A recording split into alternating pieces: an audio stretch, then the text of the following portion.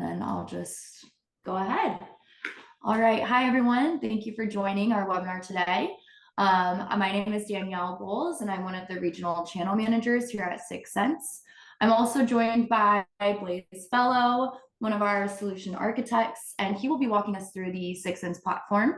We're also joined by Jose Rangel here, our VP of channels, and he will be taking on some of the questions over at the end. Please drop any questions you have for us today in the Q&A, and we will try to answer as many as we can at the end of the demo. And with all of that, I'll go ahead and pass it over to Blaise. All righty. Thanks, Danielle, for that awesome introduction. So I know nobody really likes PowerPoint slides, but I do have a couple slides for you just to give a kind of brief introduction to who Syxsense is. So Syxsense is the world's first software vendor providing cloud-based automated endpoint and vulnerability management solutions that streamline IT and security operations. So our expertise fuels innovation. We use our 30 plus years of experience in IT and security management and operations to develop innovations that make our customers' lives easier. Our technology increases enterprise productivity and efficiency, but technology isn't the hero of the story. Our customers are. For us, customer success is not optional, and that's why we invest in and offer award-winning onboarding, training, and support to all of our customers. We enable transformational enterprise initiatives. As technological advancements become mainstream, we enable our customers to transform their IT, security, and core operations to stay ahead of new risks while adopting modern and novel systems to support their enterprise's strategic growth. Put simply, our mission is to help organizations manage and secure everything everywhere from the cloud. So Syxsense is a single endpoint and vulnerability management platform. It allows you to configure, protect, and harden endpoints with the highest level of automation. And we don't just find vulnerabilities, we fix them. And that's exactly what we're about to see in my demo. So let me stop sharing real quick and get to my console.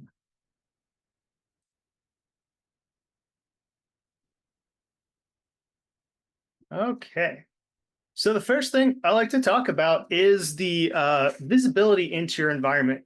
A lot of different vendors have dashboards, and of course, we have them as well. We have a bunch that we can have that are pre-built, that are pushed out of the box as soon as you log into Syxsense, you can utilize to give you that visibility. And then you can also create individual ones if you need to target specific information. And it's just as easy to slip between those different dashboards based on the information you'd like to have just by clicking the drop down and selecting whichever one you would like to view.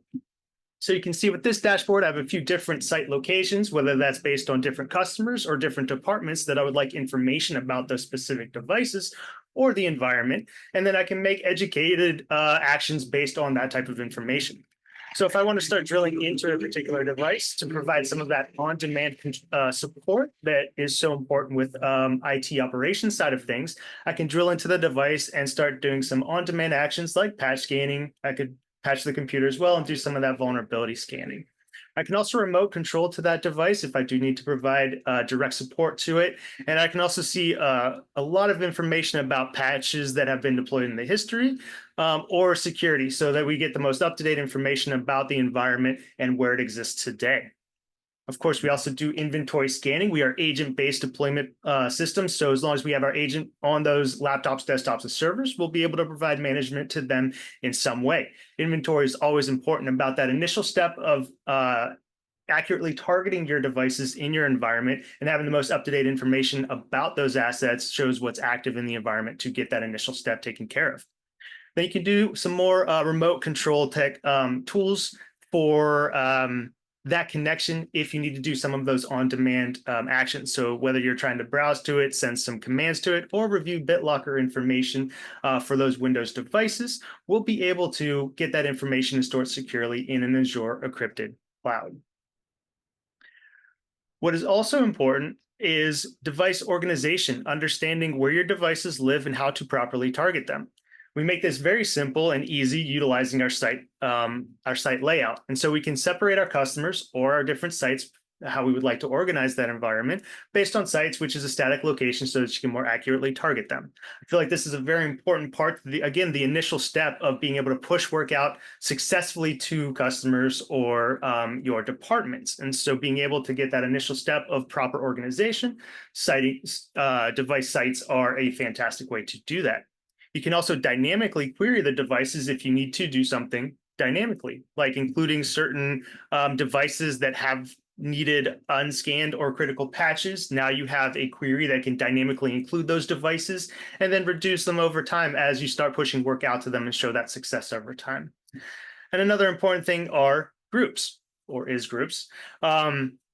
Servers are important. So we've all heard about CrowdStrike and the difficulty that they face whenever they pushed out patches all at once.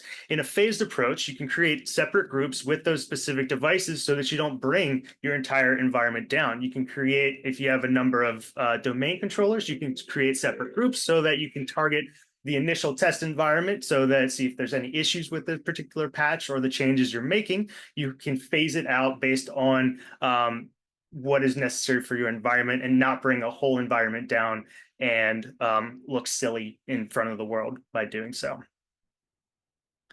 The next important thing is scheduling.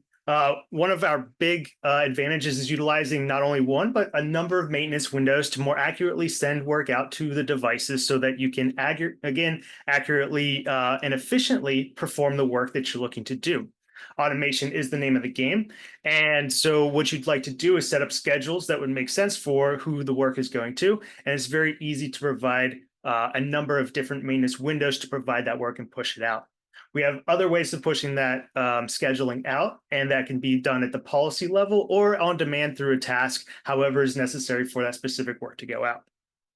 As I just mentioned, automation is the name of the game. So going to our workflow designer, which we've named Cortex, I can show how it works to use just a very kind of simple, but still powerful type of workflow and that we create.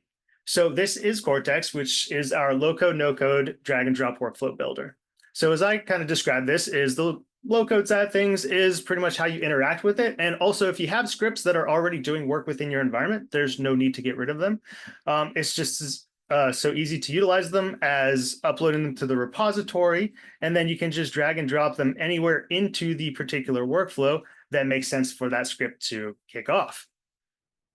The no-code side of things are all these actions that come prepackaged into Syxsense. And so automation, as I feel, means different things to different vendors, but it's a common term across them. Sometimes automation can be just automating a specific task like a reboot, a patch scan and deploy, or a software deployment. Can Syxsense do that? Of course, we can do those individual actions, but oftentimes it takes a few more steps to either prepare the endpoint for the type of work you're deploying to it through a configuration script, or just kind of checking to make sure there's enough disk space to receive the patch you're doing.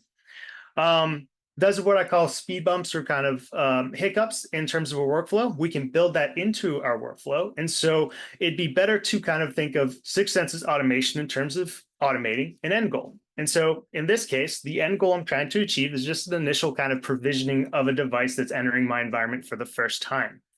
I have an initial inventory scan, a patch scan and deploy, and a security check with remediation built into it based on a baseline that I've created, which I'll go into in a moment here. But essentially, these three actions are the heart of this particular workflow. What I want to do is make sure that it is patched up and it has the configuration that I like to have. So inventory scan, pretty straightforward with that information. Patch scan and deploy, a lot of people wonder how we can target the type of patches in our library. And based on that particular action, I can customize it based on a query that we have pre-built already. Patch Tuesday is an important one, as well as third-party updates. We are probably familiar utilizing some web browser that updates probably every other day. So if you need to do a separate cadence, you can create a workflow that is targeting something like third-party updates. But in this case, we just want to target something like web browsers. And so because that's in our content library, we can dynamically include something like web browsers. And so now we can just, we don't have to worry about changing that every month. We can use a query to update as time goes on to push out the latest updates and make sure, like I mentioned earlier, to kill and restart the application and make sure it's doing what we want it to do. A lot of people also utilize approvals in terms of patching. And so that would be best utilized in groups where we can approve, which would include certain patches that we've approved or exclude ones that we haven't done so yet. But if you're looking to do that type of process for something like a production server versus user devices, you can create a patch group that has that baseline for those types of patches going out. And of course, specific and all pretty self-explanatory. So moving on to the security scan and the security resolve, why are these important? So a lot of companies have two separate teams, which is IT ops and security ops, and they're trying to kind of have work mold between them. And the security side will run scans, get a report of a couple thousand vulnerabilities detected, then hand it off to the IT team for systems to either adopt them or work them into the environment. So what we hope to do with Syxsense is marry those two teams together. You're looking at a single source of truth, being Syxsense to do the detection, and then you can test and then provide the remediations in utilizing Syxsense. So everybody's looking at the same thing, speeding up that time from detection and to remediation. One of those steps is found right here, the initial detection phase. As I often say, just because you make certain configuration changes one day doesn't necessarily mean that continues into the future. Based on updates that can change configurations, users that might have too many permissions, that might accidentally change a configuration that should be enforced, or just a new device entering your environment. So having this as all always gives you that up-to-date information about your environment so you can make those educated decisions later. But ultimately, if you already gone through the work of testing and creating a baseline, Syxsense can help maintain that baseline and prevent that configuration drift because we have pre-built one-click remediations in the system, which I'm about to show you after this workflow, how we are able to achieve that. And so once you've worked through approving and moving deploying those configurations in your environment, you can just utilize this step to bring in anything that may have drifted away from that configuration back into the configuration that you've already approved. There's some other important steps here, like letting you understand when something's failed. The easiest way to do that is through email. And if I need to edit a particular workflow, the drag and drop nature of the way you interact with our workflow designer is just as easy as that, where I can move or edit the workflow on demand and pretty quickly. And the last step would be something like a reboot. Users often rarely reboot their devices. And so if you need to push one out, I always like to show this because it's a great visibility thing to see. First, we can do a logic check to see if the reboot's needed. If it is, great. We'll go ahead and reboot now because we already got email approval at the beginning of this workflow in this instance. But in most cases, there is a user attached to it. So just to show you how easy it is to search for something, as long as I spell it right, we'll be able to drag and drop a particular action into the workflow. And so now you see, because this particular action has an editable app options for that particular action, is asking me what things I would like to edit within it. And based on this one, I can actually preview to see exactly what the user sees. And in particular for this one, initially pushing it out cancels a good idea. But once the users get used to it, to change it, I can just uncheck this box and now I can preview, which removes that button. So again, it's just that easy to make a change and configuration change for this workflow. And so now at the end of this workflow, and whenever they run out of snoozes and that timer counts down, it'll be rebooted, thus pushing out that patch that is so important that you've worked to deploy.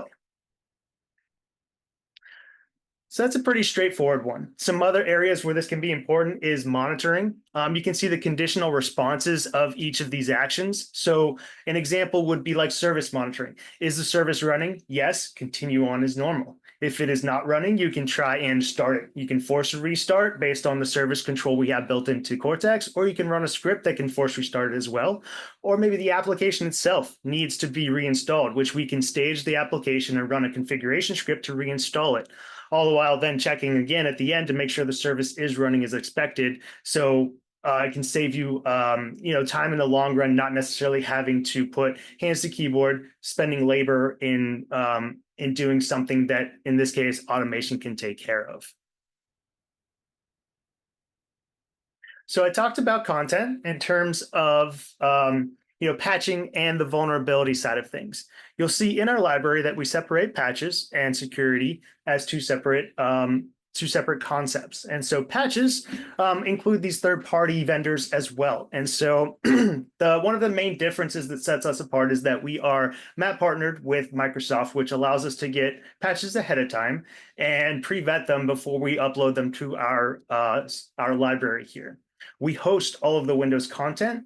And so what that means is that we're not calling the Windows Update channel or those update channels for those third parties at the device level. It's coming directly from Syxsense. And so in terms of something like supply chain attacks, you only have to worry about Syxsense.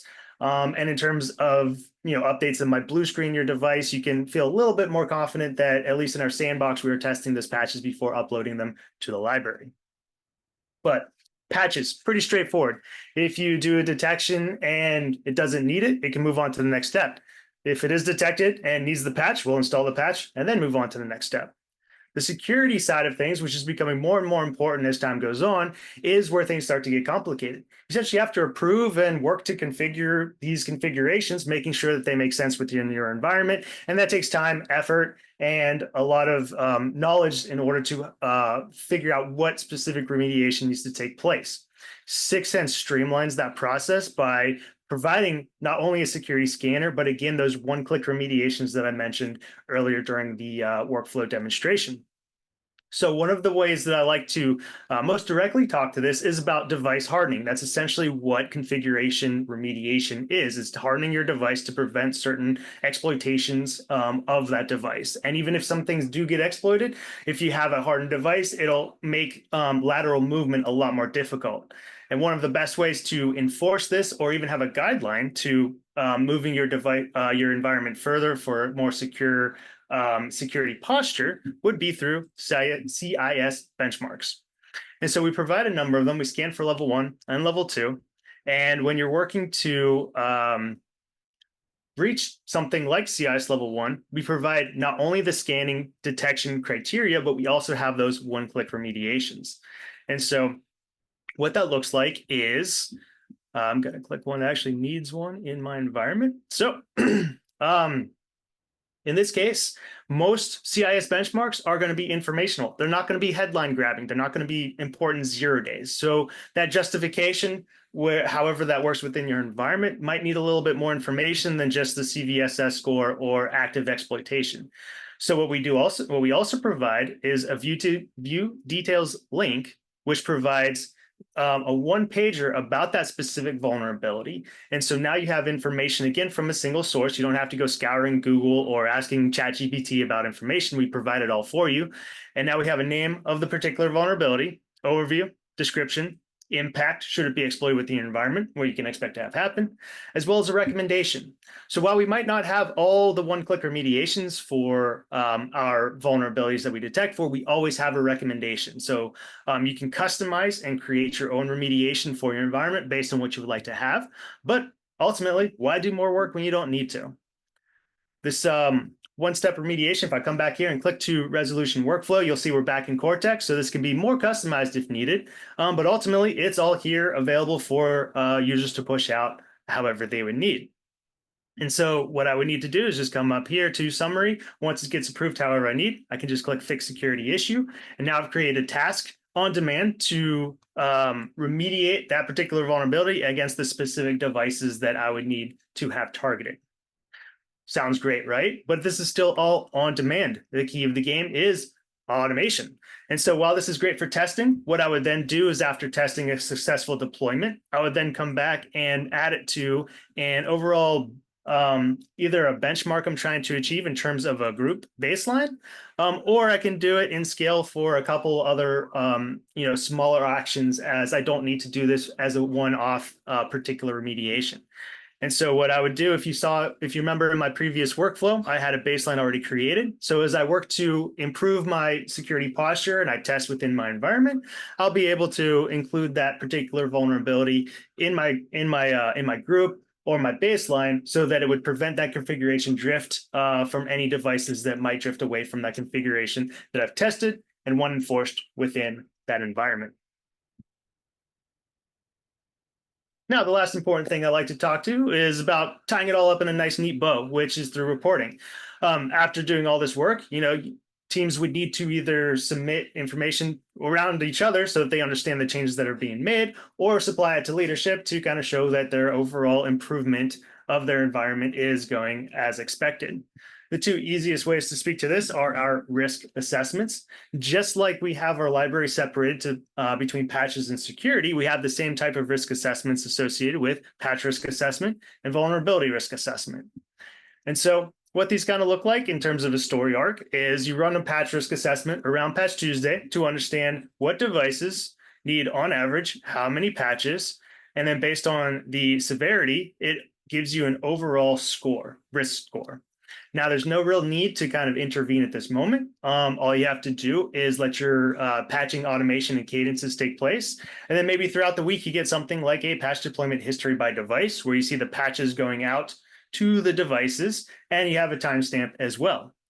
Or maybe you have something like a patch deployment history by site, where again, maybe customers or specific sites or departments are more important. And you can look at it from this angle, where you have the site set up to receive that same kind of patching information. So ultimately, you get to the end of the patching cadence, and you see that the devices have all been recorded as being patched up, which, because they've received their patches, they have a low overall patch risk. Now, while my lab is relatively small, I also like to showcase this particular report as well, showing that you can have an environment of almost 4,000 devices, and with a successful patching strategy, you can also have a very low risk in pushing out those types of patches to the environment. Now, for the security vulnerability risk assessment, similar story, but what I like to talk about are two specific topics around it, which would be decision paralysis and oh, I'm blanking for a second.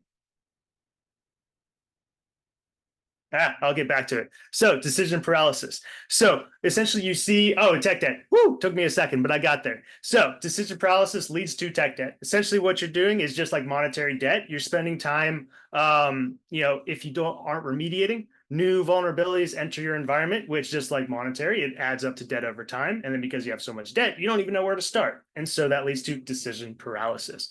Our report here helps you organize those thoughts to make sure that you enter you start to work those things based on your specific environment. So maybe I'm looking here at the top and I want to start remediating on average our 18 critical detected or 204 high. So now I have a place to start. I can start remediating those within the environment. And thanks to our one-click remediations, we're able to reduce that number, effectively. Or maybe I drift a little bit further down and I look at something like sites. Again, these could be customers or departments. So maybe I see, finance is unexpectedly more vulnerable than other ones. So I want to focus on providing more remediations to them for a little while. Or I scroll further down and maybe I want to attack the vulnerabilities by their families. And so CIA's benchmarks, always pretty high. So, we don't really expect to knock out 2,000 in 1 month, but essentially what the goal is to kind of provide path forward. And showing that improvement over time. And then we can also show something like individual remediations, so that if we want, or individual vulnerabilities, so that you can target those specific vulnerabilities, what is relevant to your environment. Because it's all about relevancy for your customers or your departments, your environment, making sure you're making that prioritization the important thing about those remediations. And so again, another way to kind of review this would be something like vulnerabilities by vulnerabilities detection. So you can look at, again, the devices that have the most vulnerabilities detected in them and then making educated decisions about remediation. Or you can see, again, justification over time about the remediations going out within your environment. You have a security vulnerability remediation history by site, which means all the vulnerability remediations you've deployed to a specific site, you'll be able to see them listed here. So you can, again, show progress to leadership or your team about those changes taking place. So ultimately, at the end of the day, and after a lot longer amount of time, you have more devices within your console, but overall you're detecting less critical and less high, thus showing successful patching strategies as well as an improved security posture.